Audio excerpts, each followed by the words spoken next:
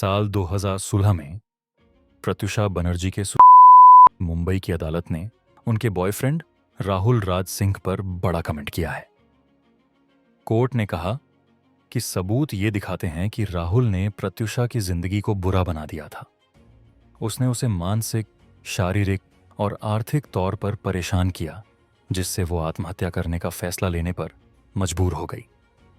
TV actress Pratyusha Banerjee के suicide case में मुंबई की सेशन कोर्ट ने राहुल राज सिंह को बड़ा झटका दिया है। एक्ट्रेस को आत्महत्या के लिए उकसाने के आरोप झेल रहे राहुल ने कोर्ट में याचिका दायर की थी, जिसमें उसने मांग की थी कि उसे इन आरोपों से मुक्त किया जाए। लेकिन कोर्ट ने न सिर्फ उसकी याचिका को ठुकरा दिया, बल्कि कड़े शब्दों में कहा कि राहुल के चलते ही प्रत्युषा को आत्महत्या जैसा कदम उठाना पड़ा। कोर्ट ने यह भी कहा कि राहुल ने प्रत्युषा की जिंदगी को सच में नरक बना दिया था। साल 2016 में बालिका वधू की फेम एक्ट्रेस प्रत्युषा बनर्जी ने आत्महत्या कर ली थी और यह सबको हिला देने वाला था। हाल ही में कोर्ट ने कहा है कि राहुल राज सिंह के उत्पीड़न ने प्रत्युषा को आत्महत्या के ख्यालों की ओर धकेल दिया। कोर्ट ने कहा कि साफ नजर आता है कि राहुल ने प्रत्युषा का शारीरिक, भावनात्मक और वित्तीय शोषण किया। इसी वजह से वो डिप्रेशन में चली गई थी। अदालत ने यह भी बताया कि राहुल ने उसकी परेशानियों को कम करने के लिए कोई भी कोशिश नहीं की, बल्कि उसकी हरकतों ने तो उसे आत्महत्या के लिए उकसाने का काम किया। ये फैसला इस मामले में एक बड़ा मोड़ साबित हो सकता है। राहुल राज सिंह ने 14 अगस्त को खुद को आरोपों से मुक्त कराने के लिए कोर्ट में अर्जी डाली थी, लेकिन बुधवार को डिंडोशी कोर्ट के अतिरिक्त सत्र न्यायाधीश समीर अंसारी ने उसकी अर्जी ठुकरा दी। कोर्ट के आदेश की कॉपी सोमवार को आई, जिसमें जज ने कुछ अहम बातें कहीं। बालिका वधू में आनंदी का रोल निभाकर फेमस हुई प्रत्युषा बनर्जी ने 8 अप्रैल 2016 को गोरेगांव में अपने फ्लैट में फंदे से लटक कर आत्महत्या कर ली थी। ये मामला तब से सुर्खियों में है और अब कोर्ट की टिप्पणियां इस केस को एक नया मोड़ दे रही हैं। अदालत के आदेश में एक महत्वपूर्ण गवाह का भी जिक्र किया गया है, जो एक काउंसलर हैं। प्रत्युषा ने इस काउंसलर से अपॉइंटमेंट ली थी, लेकिन आत्महत्या से एक दिन पहले ही इसे कैंसिल कर दिया था। इससे पहले प्रत्युषा ने मानसिक स्वास्थ्य के हेल्पलाइन नंबर पर फोन किया था और बताया था कि वह डिप्रेशन में है और अपने रिश्ते से बहुत परेशान है। यह जानकारी अदालत के लिए महत्वपूर्ण साबित हुई है और इससे केस की जटिलताएं बढ़ सकती हैं। कोर्ट ने कहा कि पहली नज़र में जो तथ्य दिखे हैं, उससे यही लगता है कि आरोपी ने प्रत्युषा को ड्रग्स सप्लाई किए थे, जबकि वह जानता था कि एक्ट्रेस किस मानसिक हालत से गुजर रही है। गवाह ने यह भी बताया कि राहुल राज सिंह ने एक्ट्रेस को जबरन शराब पिलाई थी। न्यायाधीश ने कहा कि यह बिल्कुल स्पष्ट है कि राहुल राज सिंह पैसों के लिए प्रत्युषा के प्रति अपने प्यार का इस्तेमाल कर रहा था। मृतक के माता-पिता, चाचा, चाची, दोस्तों, कर्मचारियों, घरेलू नौकरों और पड़ोसियों के बयानों से प्रथम दृष्टा पता चलता है कि राहुल राज सिंह ने धीरे धीरे उसकी लाइफ को पूरी तरह से कंट्रोल कर लिया था। जज ने कहा, प्रत्युषा के डेबिट कार्ड आरोपी के पास रहते थे और कुछ मौकों पर उसे उससे 1000 रुपये से 2000 रुपये की छोटी रकम भी मांगनी पड़ती थी।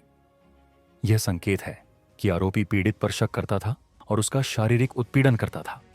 हालांकि राहुल राज सिंह के वकील श्रेयांश मिठारे ने आरोपों से इनकार किया और कहा कि प्रत्युषा और वह एक दूसरे से बहुत प्यार करते थे और दिसंबर 2016 में शादी करने वाले थे। सरकारी वकील ए देवतारसे की दलीलों को स्वीकार करते हुए जज ने कहा कि एक पड़ोसी ने यह बयान दिया था कि उसने घर से मारपीट की आवाजें सुनी थीं और प्रत्युषा को रोते हुए देखा था। कोर्ट ने 2 अन्य गवाहों के बयानों का भी हवाला दिया और कहा कि इससे पता चलता है कि आरोपी ने एक्ट्रेस को उसकी पसंद के शोज में काम नहीं करने दिया। आरोपी का कहना है कि वह प्रत्युषा के माता-पिता के हाथों पैसों के जबरन लेन देन को रोकना चाहता था, लेकिन अगर ऐसा होता तो वह खुद प्रत्युषा के बैंक खातों से लगभग 5 से 6 लाख रुपए नहीं निकालता और उन्हें अपने खाते में जमा नहीं करता। अदालत ने कहा कि यह स्पष्ट है कि राहुल राज सिंह ने अपने कर्जों का भुगतान करने और अपने जीवन को स्थिर करने के लिए अपनी पार्टनर का इस्तेमाल किया।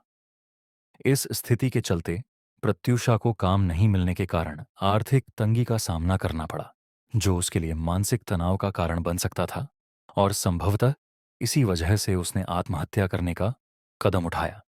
प्रत्यूषा बनर्जी की मां की शिकायत के आधार पर एक्टर और इवेंट ऑर्गेनाइजर राहुल राज सिंह के खिलाफ भारतीय दंड संहिता आईपीसी एक्ट की धारा 306 आत्महत्या के लिए उकसाने, 504 जानबूझकर अपमान करने, 506 आपराधिक धमकी और 323 स्वेच्छा से चोट पहुंचाने के तहत मामला दर्ज किया गया था।